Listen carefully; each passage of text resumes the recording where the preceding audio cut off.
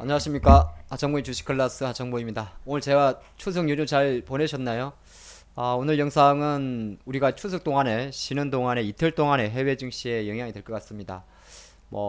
나스닥 돌렸다 이렇게 적어봤는데 사실 우리가 쉬는 동안엔 참 잘 올라요. 지금 나스닥 화면인데 그림이 지금 보면 되게 돌린 것 같죠. 테슬라도 조금 많이 올랐습니다. 이제 다시 한 300달러까지 왔죠. 요런 이야기하고 또 하나 좀 여러분들이 이제 우리가 지난 제가 만기 끝나고 외국인 돌아오지 않을까 봤는데 또 많은 관심이 많은 유로화가 1.13, 유로화는 올랐고 또 가장 많이 이제 알고 있는 엔화는 떨어졌고 142엔. 그리고 가장 중요한 게 달러가 108까지 떨어졌죠. 오늘은 이런 이야기를 함께 해보도록 하겠습니다. 그래서 일단은 돌렸다라고 봤는데 일단 돌렸다로 보는 게 좋을 것 같습니다. 미국 증시 한번 보고 올게요. 자, 미국 증시가 우리가 쉬는 동안에 지난 이제 이틀 정도의 거래가 있었습니다. 한 지난주 수요일 정도가 이렇게 마감을 해서 어떻게 보게 되면 약간 우리가 좀 중요하게 생각한 게 나스닥이 11,500이었습니다. 11,500을 지지하면서 목요일 날 파월 회장 연설이 있었는데 사실 조금 이따 보겠습니다만은 파월 회장 연설은 그렇게 시장에 도움은 되지 않았어요. 하지만 시장은 양봉으로 마감을 했었고 그리고 또 금요일날 자연스럽게 장이 열렸는데 한 2% 정도 사뿐히 올라왔습니다. 그러니까 미국 지수를 보게 되면 주봉 기준으로 지난주에 상당히 좋은 11,200선까지 올려놨죠. 어떻게 보게 되면 3주 연속 약세였고 또 한편으로 놓고 봤을 때는 3주 연속 약세도 있고 또 어디 갔어요? 한편으로는 놓고 보면 예. 또 이게 조금 확대해서 어디 갔냐? 도망가네요. 예, 확대해서 보게 되면 잠깐만요. 확대해서 보게 되면 또 이렇게 2주 연속 주 5주선 밑에 있었는데 이제 장악형으로 나온 거죠. 우리가 이걸 장악형이라 그럽니다. 혹자는 이거를 또 삽바형이라고 이야기를 하는데 어쨌든 장악형이 나왔어요. 그러니까 장악했다. 예, 악자군요. 그러니까 전 음봉을 감싼 거. 물론 이제 아직도 열려봐야겠습니다만 사실 급한 한 3주 정도의 조정을 약간 마무리하는 어떻게 보게 되면 한 3분의 1 정도 돌려놓은 그런 그림이 될 것 같습니다. 그러면은 반도체 수도 좀 많이 올랐겠죠. 반도체 동일하게 목요일 같은 경우는 또 이렇게 좀 의미 있게 5일선을 회복했다가 금요일 날 이렇게 갭상으로 마감했는데 주봉을 놓고 보면 이건 나스닥은 약간 플랫 이는 반도체 지수 속스 지수인데요. 요거는 아까 본 나스닥보다는 조금 못 갔죠. 나스닥은 한 이만큼 올라왔었는데 하지만 어느 정도 하락세 좀 멈추는 모습이었고 유가 같은 경우는 다시 여전히 한 배럴당 85불 정도에서 머무르고 있습니다. 그럼 뭐가 땡기는 걸까요? 제가 좀 준비를 해봤는데 일단은 파월 회장 연설이 있었어요. 파월 회장 연설이 목요일에 있었는데 내용을 보게 되면 지난번 8월 말에 있었던 잭슨 홀 컨퍼런스와는 크게 다르지 않았습니다. 내용들을 보니까 상당히 간단했는데 시장에서는 어느 정도 금리 인상에 대해서 조기 완화를 하는 게 낫지 않느냐 이런 걸 기다리고 있는데 여기에 대해서 한 번 더 경고를 줬고 또 하나가 물가 완화 이전까지는 공격적인 금리 인상 계속하겠다. 어떻게 보게 되면 파월이 이렇게 매파적인 사람이 아닌데 상당히 매파적인 발톱을 드러냈습니다. 아무래도 상반기 때 물가 지수에 한번 크게 조금 쇼크를 받은 것 같아요. 그리고 또 다른 총재들의 발언을 보게 되면 이 제임스 블라더 총재 같은 경우는 넘버 2입니다. 이 사람은 이제 연준 보의장인데 9월달 75금리 인상해야 된다. 하지만 그렇게 했을 경우에 연말에는 이론적으로 9월달에 75를 하게 되면 지금 미국이 2.25에서 2.5니까 3.25 그리고 이제 11월, 12월 두 번 남았으니까 계산적으로 봤을 때는 4%까지 올라가겠죠. 예, 그 이야기입니다. 그리고 CPI가 낮아져도 이런 게 이제 좀 부담인데 CPI가 낮아져도 물가지수가 나빠도 아니죠. 좋아져도 그러니까 감소한 걸 말하죠. 감소하더라도 금리 결정에 영향을 미치지 않을 것이다 이렇게 이야기를 했고요. 다른 한편으로 조금 좋은 게 뭐였냐면 이런 게 있어요. 이 블레이너드 연준 보의장 헷갈렸다. 브라드 총재는 세인트루이스고 블레이너드 연준 보의장 같은 경우가 또는 찰스 에반스 총재 같은 경우는 약간 이제 시장에 도움이 되는 이야기.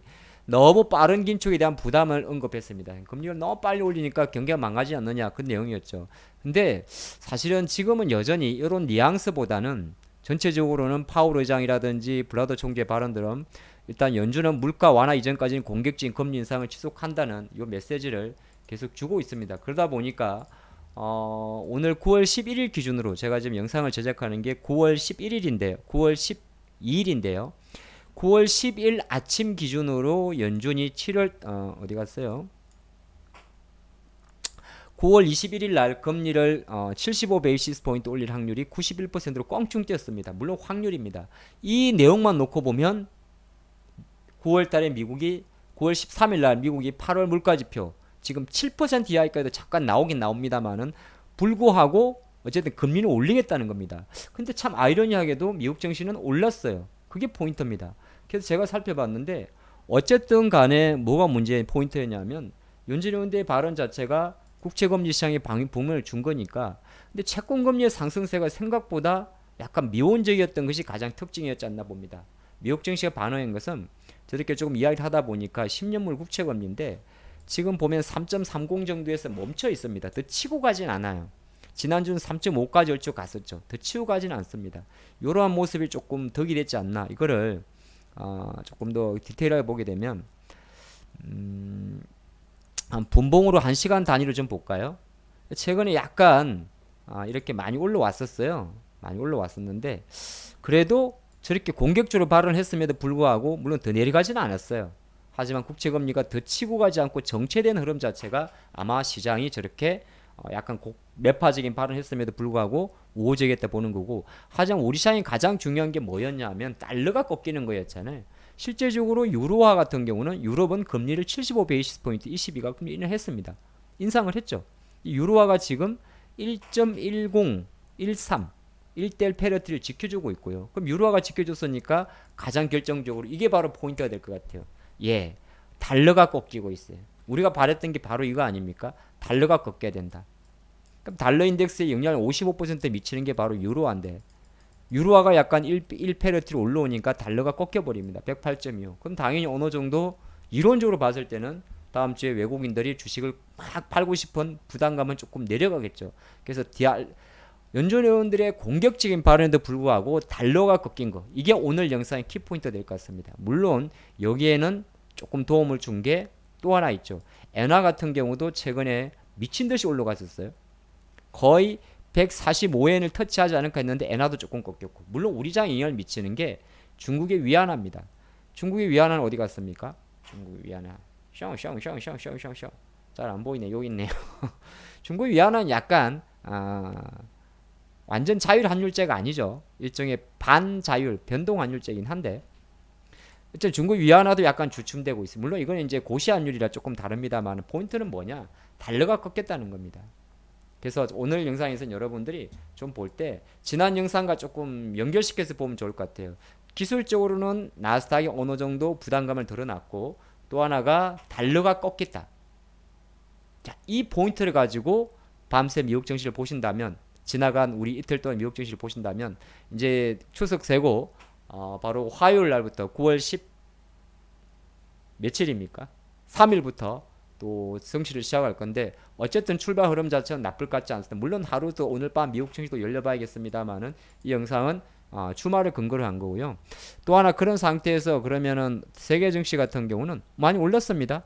아시아 증시를 보게 되면 오늘 장이 열린 게 일본하고 대만이 있었는데요. 일본 증시 같은 경우가 어디 갔어요? 예, 이렇게 일본 오른 거 우리하고 거의 상관없어요. 기분 나쁘죠. 어쨌든 일본 니케이 증시도 한 1% 올랐고 우리랑 조금 영향이 높은 게 어디입니까? 대만이죠. 예, 대만 같은 경우가 대만은 추석을 안 쉬나? 이 장이 열렸지? 어쨌든 대만 증시 같은 경우는 이렇게 올렸습니다.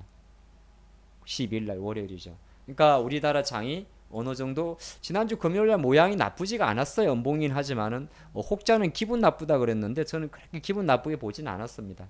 어떻게 보면 만기일 이슈도 있었기 때문에. 그래서 지난 영상 만기일 이슈도 했습니다만은 아마 화요일자 열리는 미국 증시는 오늘 이 페이스면 사실 미국 증시가 오늘 밤새 크게 하락할 이슈가 좀 낮기 때문에 오히려 뭐 미리 전망을 합니다만은 13일자 9월 3주 차군요. 3주 차의 출발은 좀 산뜻하게 출발할 것 같습니다. 전망과 분석이 공존하는 영상이었습니다. 자, 그러면 또 다시 우리가 더 주간 증시 영상은 별도 영상으로 준비해서 함께 하도록 하겠습니다. 본 영상은 우리가 추석 쉬는 동안에 과연 해외 시장에서 무슨 일이 있었는지를 간략하게 핵심만 정리해 봤습니다. 빨간 옷이죠? 좋아요입니다. 감사합니다.